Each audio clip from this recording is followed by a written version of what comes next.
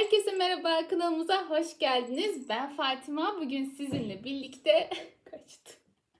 Bugün sizinle birlikte Justin Bieber'la Hailey Bieber'ın Snapchat haritasını yorumlayacağız. Bu video için çok heyecanlıyım çünkü aslında öncesinde Hailey Bieber'ın bir doğum haritasını yorumlamak istiyordum sizinle birlikte. Ama ikisinin Snapchat haritalarını gördüğümde dedim ki kesinlikle önce bu ikiliye yer vermem gerekiyor. Hani sıfır abartı arkadaşlar. Gerçekten aralarında öyle açılar var ki, öyle kadersel göstergeler var ki hemen sizinle paylaşmak için sabırsızlanıyorum. Ama öncelikle şunu söylemek istiyorum arkadaşlar. Bana bazen yorumlarda işte takipçilerinin de doğum haritasını yorumlar mısın? Bizimle ilgili de takipçilerinin doğum haritasını yorumladığım bir video çeker misin tarzında istekleriniz oluyor. Tabii ki herkesin doğum haritasını yorumlayamam. Çünkü bu gerçekten çok emek isteyen, yani böyle anlatırken belki size basit gözüküyordur ama gerçek anlamda çok emek isteyen bir aslında iş ve buna gücüm yetebileceğini düşünmüyorum. Ama size bir teklifim olacak. Videonun ilerleyen dakikalarında size bununla ilgili bir sürprizim var ve bunu birazdan açıklayacağım. Şimdi hemen haritaya geçmek istiyorum. Öyleyse ikilinin Snapchat haritası gelsin. Şimdi arkadaşlar ikilinin doğum bilgilerini zaten internet üzerinden bulmak zor olmadı açıkçası. İkisinin de doğum saatleri ve doğum haritaları internette mevcuttu. Şimdi siz pembe olarak olan kısımda Hailey'nin haritasını görüyorsunuz. Diğer dış kısımdaysa şu an Justin haritası var. Birazdan bu değişecek bu arada. Hani iki türlü de yorumlamak istiyorum. Şimdi öncelikle bir Hailey'nin haritasına bakalım. Tek başına harita bize Justin hakkında ne diyecek? Yani hayatındaki aslında önemli erkek hakkında bize ne bilgi verecek? Buna bakmak istiyorum. Önce tabii ki Güneş bir kadın haritasında erkek hakkında bilgi veriyor bize. Güneş Yay burcunda 0 derece Yay'da Plüto ile kavuşum yapıyor. Aynı zamanda Pallas'ta da uzaktan da olsa bir kavuşumu var. Şimdi Güneş Plüto kavuşumu. Plüto bildiğiniz gibi Akrebin yöneticisi. Bu kadın evet Yay burcu ama Akrep enerjisi olan bir Yay kadını ve karizma veriyor aslında ona. Karizma, insanların ondan çekilmesini sağlayan soğuk ve gergin bir enerji. İşte Hailey'nin öyle bir enerjisi var ki gerçekten her insan ona her istediğini söyleyemez. Bir çekinme yaratır aslında. Çünkü Plüton enerjisi gergin bir enerjidir. Bunun yanında Güneş'le kavuşum yapıyor. Bunun yanında hayatındaki erkek yani Justin yükselen akrep arkadaşlar ve zaten akrebin derecesinde bir yükselene sahip, yani 29 derecede bir yükselene sahip. Plüto da bildiğiniz gibi akrebin yönetici gezegeni. Yani burada direkt aslında benim hayatımdaki erkek gerçek anlamda gizemli, güçlü, yani plütonyal enerjisi güçlü, yönetici, muhtemelen de gerçek anlamda yönetici yeteneğini ortaya koyabilen bir adam olacak aslında. Bunu gösteriyor. Bunun yanında Juno'ya bakmak istiyorum. Juno'yu biz Koç burcunda görüyoruz. Koç burcunda Güney Ay düğümü ve Satürn'le kavuşum yapıyor. Şimdi aslında Koç'un enerjisiyle Satürn'ün enerjisi hiç uyuşmaz. O yüzden Satürn Koç burcunda düşüştedir. Satürn, Juno ve Güney Ay düğümü kavuşumu hayatındaki partnerinin aslında karmik bir ilişki olabileceğini gösteriyor. Yani hayatındaki insan, muhtemelen bu Justin, hayatına girdiğinde sanki onu uzun zamandır tanıyormuş hissine düşmüş olabilir. Yani sanki ben seni yıllardır tanıyorum ya, sen nereden çıktın hissiyatı yaratır Güney Ay düğümü bağlantısı.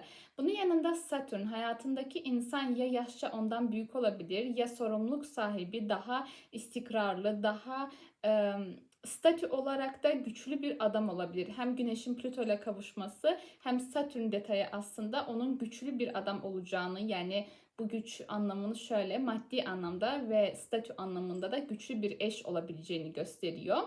Ve arkadaşlar Juno Koç burcunda. Şimdi diyeceksiniz ki nerede o zaman hani Juno hayatındaki partneri hakkında bilgi veriyordu.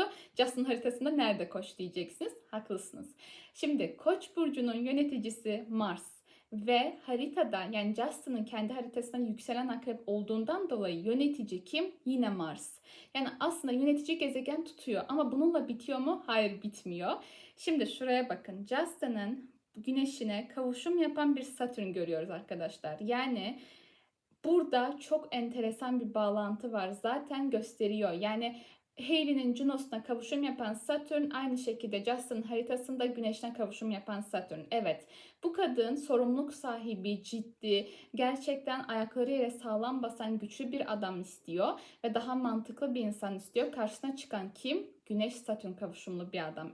Şimdi gelelim bir de Justin'ın haritasında bir Hailey'yi de görelim. Sonra açılardan bahsederiz. Öncelikle Ay'a bakacağız. Ay hayatındaki kadın hakkında bilgi verdiği için aslında bize Hailey hakkında direkt bilgi verecek. Bakın, Ay Akrep'te nasıl bir kadın istiyor?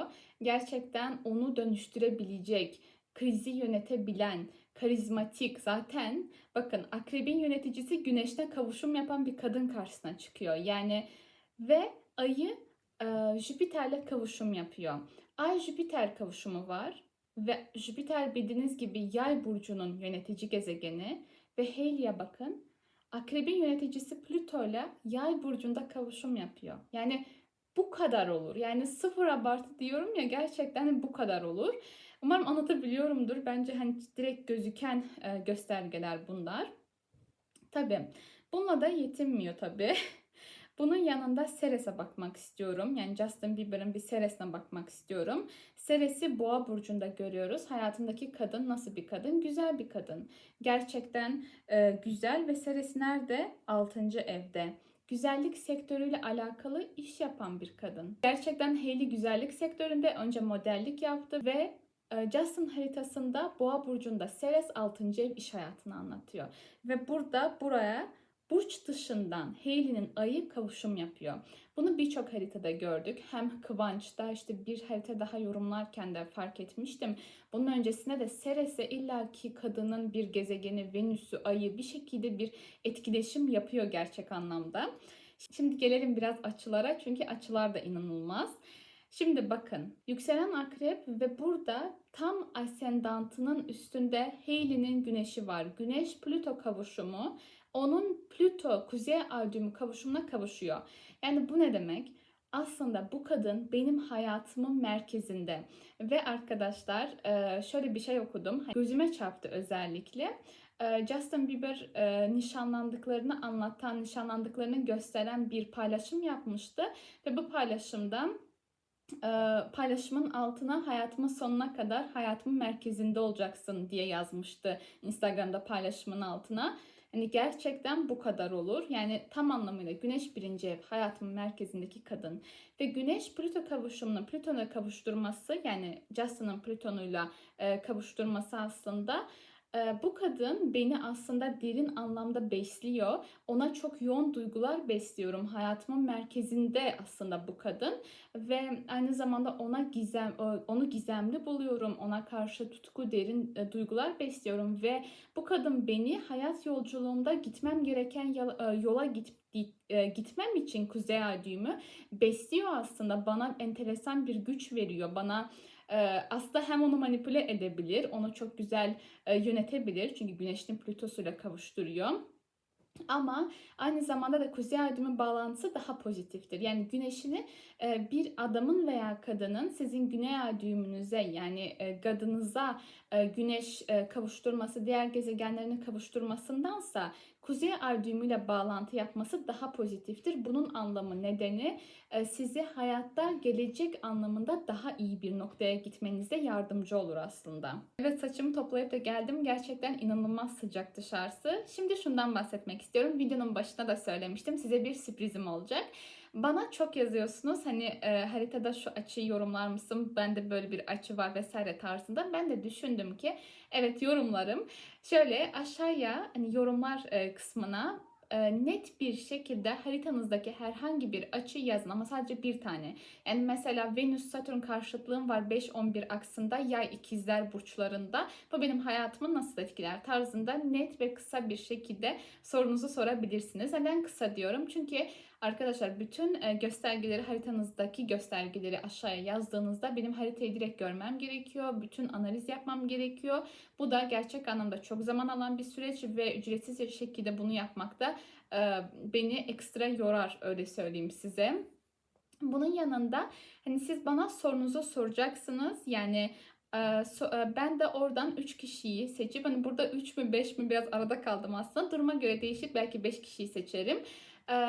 Seçip short videoda, yani kısa bir video şeklinde sorularınızı cevaplayacağım bir video çekeceğim. Böyle bu şekilde. Bunun için sadece kanalıma abone olmanız ve aşağıda sorularınızı sormanız yeterli.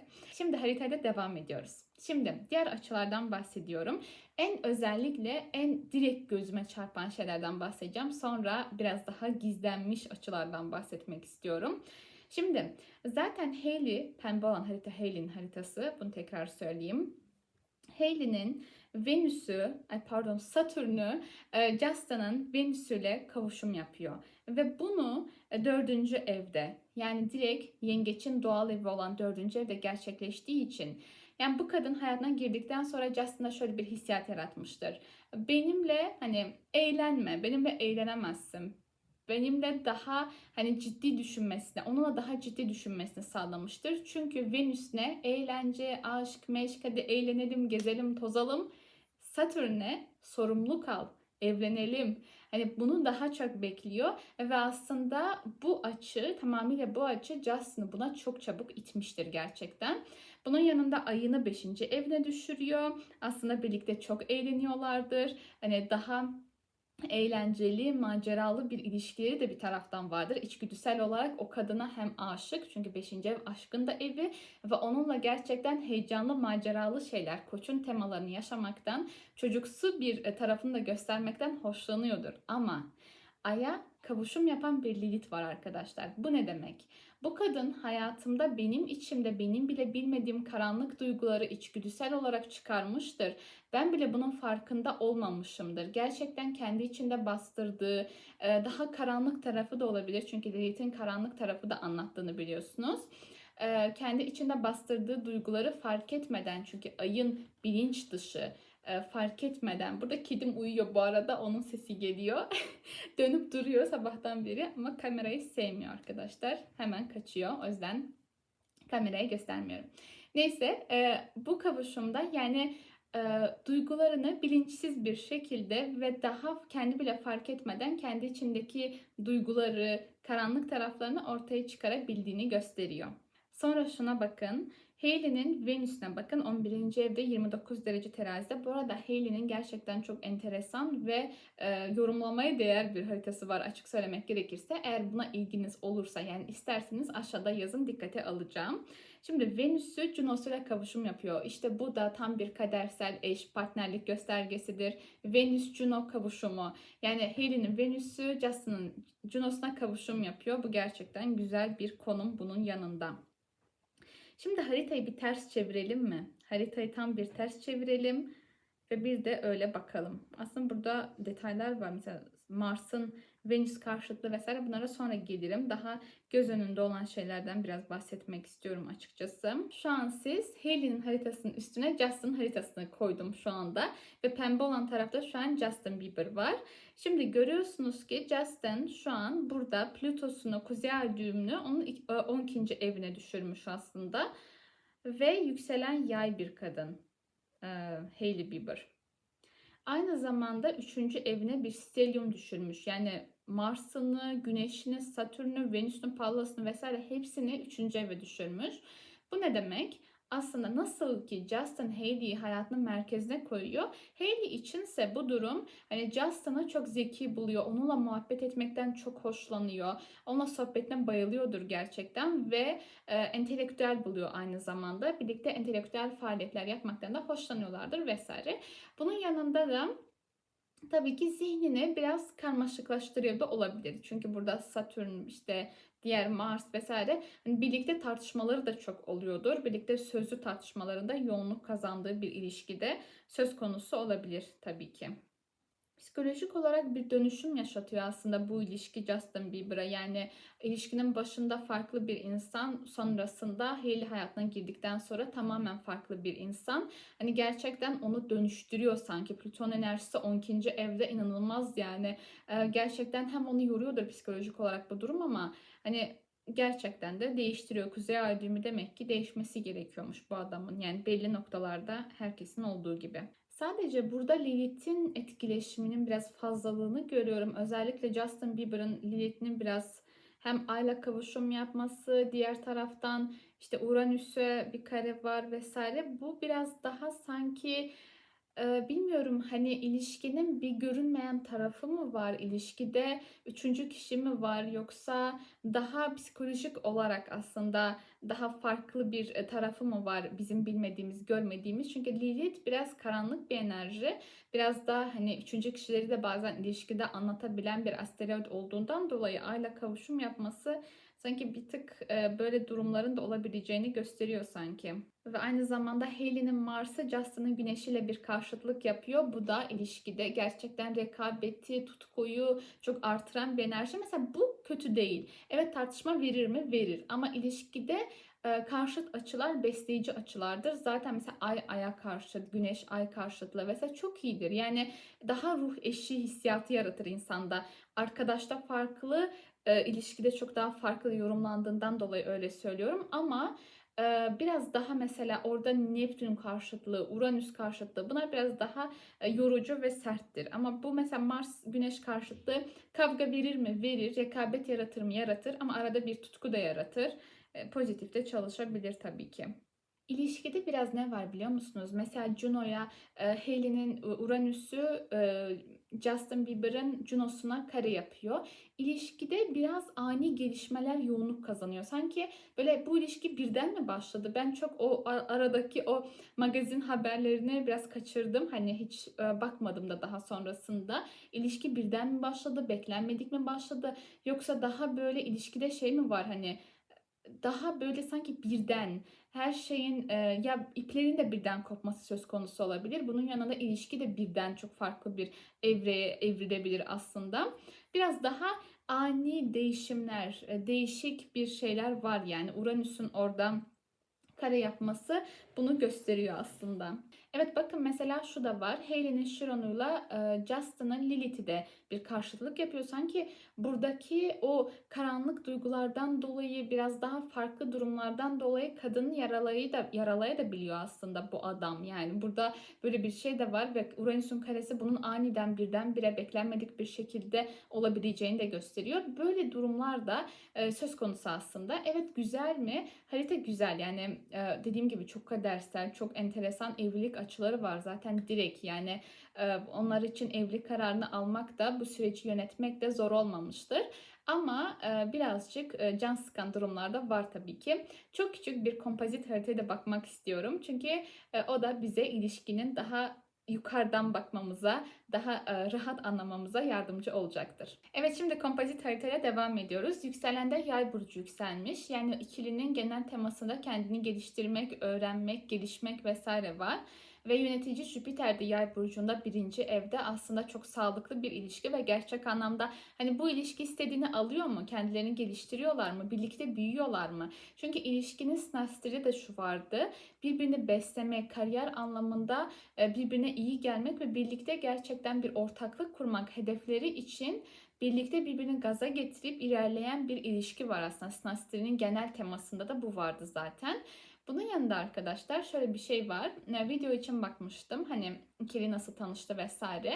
Ve işin içinde baba teması vardı. Hailey'nin babası Justin'la onu tanıştırmış galiba bir sergide mi? Böyle bir entelektüel faaliyetteydi galiba. Tam şu an hatırlayamadım maalesef ama böyle bir yerde tanışmışlardı ve hani babası da hani onun vasıtasıyla tanışmıştı ve Snastri'de Hailey'nin şu an Snastri'yi tekrar açsam bilmem ama hatırlıyorum. 7. evi ikizlerdi. Merkür'üne uzaktan Güneş kavuşum yapıyordu. Yani 7. ev yöneticisine Güneş'in kavuşumu vardı. Aslında burada baba detayı, adamın ünlü olması detayını da veriyordu. Güneş hem ünlenme hem tanınma, aynı zamanda da babayı anlattığından dolayı ikisini aynı anda birleştirmişti gerçek anlamda. Dikkatimizi ilk ne çekiyor? Tabii ki ikinci ev çekiyor. Çünkü ikinci evinde büyük bir stelyum var. Bütün gezegenlerin oraya toplandığını görüyoruz. Buysa ilişkide para, maddiyatın çok ön planda olduğunu gösteriyor aslında. Bu ikili gerçekten ilişki boyunca, yaşadıkları birliktelik boyunca para kaynaklarını çok artırdıklarını, birlikte gerçekten yeni kapılar araladıklarını gösteriyor aslında. Ve burada hem güneşi hem ayı görüyoruz ve aslında ikisinin de aynı fikirde olduğunu, benzer olduklarını aslında gösteriyor. Bu ikisinin de odak noktası maddiyat ve bununla bitmiyor. Tabii ki sadece ikinci parayı anlatmaz. Aynı zamanda bizim yeteneklerimizi anlatır. İkilinin de çok değişik, enteresan, sanatsal yetenekleri var. Aynı zamanda Güneş'e bakıyoruz. Güneş'e kavuşum yapan gezegenlere bakın. Uranüs, Neptün, Merkür, uzaktan Venüs. Yani bu adam bu ilişkide hem çok seviliyor, aynı zamanda da çok olan, yani çok farklı yönleri olan bir adam. Yani şöyle, çok farklı yetenekleri var aslında. Neptün ile Güneş'in kavuşum yapması normalde yorumladığımızda idealize eden, biraz daha normal düşündüğünden farklı olan bir adam olabilir. Ancak burada dikkatli baktığımızda ise aslında Neptünyel bir adam. Evet, sanatçı çünkü. Yani Neptün sadece böyle aldatma, aldanma gibi konuları çalıştırmaz. Bunun yanında gerçekten Neptün burada sanatsal yetenekleri olan bir adamdan bahsettiğimizi gösteriyor. Aynı zamanda biraz beklenmedik ani çıkışları olabilecek bir adam, Uranüs'ün etkisi. Merkür'ünü çok aktif kullanıyor ki zaten 7. evi, yani Hailey Bieber'ın 7. evi ikizler de yönetici Merkür'dü. Burada adamın Merkür'ünün çok ön planda olmasına da şaşırmamak lazım aslında. Tabii kadın ne yapıyor bu durumda? Kadın da fark ederseniz 3. eve çalışıyor Ay artık burada ama sonuç olarak 2. evde yani. 2. evde Ay Pallas'a kavuşum yapıyor. Bu kadın için ise Kova burcunda olması, bu kadın için ise özgür olması çok önemli. Pallas'a kavuşum yapması Ay'ın mantıklı, zeki, özgürlüğüne düşkün, bağımsız bir kadından söz ediyoruz ve kendini çok geliştirmiş, çok iyi eğitimler almış bir kadın da söz konusu olabilir burada. 1. evde Lilith var arkadaşlar. Tam MC noktasına, tepe noktasına bir karesi var. Aynı zamanda burada iki türlü sabitlerde ve değişken burçlarda bir T kare var zaten. İlişkide biraz şey var. Mücadele, gerginlik söz konusu. 7. evde bir Lilith var. Yönetici Merkür Güneş'e kavuşum yapıyor. Şöyle erkekten dolayı, Justin'dan dolayı bazen belki bu ilişkide bir takım sorunlar çıkıyor veya çıkmış olabilir. Bunun yanında da 7. ev yöneticisinin Güneş'le kavuşum yapması, erkek bu ilişkide evliliğe daha can atan tarafta olmuş olabilir aslında. Daha çok evliliği isteyen, destekleyen tarafta erkek vardı sanki gibi gözüküyor.